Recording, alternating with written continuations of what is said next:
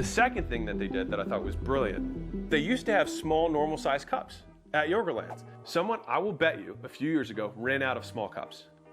And then people only had the medium and large cups left. And they realized that at the end of the day, their sales probably went up by 20 or 30%.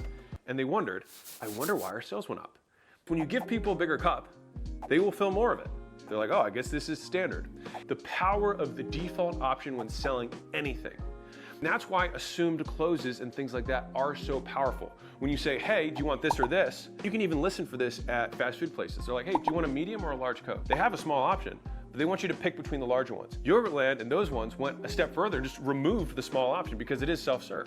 But if you got a small amount of yogurt in a bucket-sized cup, it just looks weird. They did that, and by extension, were able to raise the amount of yogurt that people bought probably by a large percentage every single time and not take the blame for it because they're the one with the hand on the nozzle. You'll also note that the order in which they present the items are reverse order of the cost to them.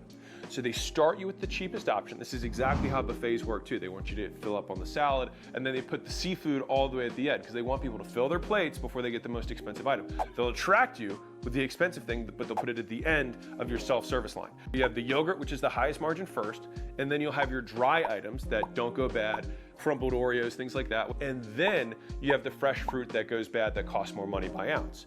And so they get people to fill up their cup in the beginning with the highest margin, then they sprinkle on a little bit of slightly lower margin, and then when you have almost no room left, then you put your few fruit on top. If you get a pound of strawberries, it's like 10 bucks. You put that pound on the machine, ounces there cost you 60 cents. They'd be pretty much breaking even on that.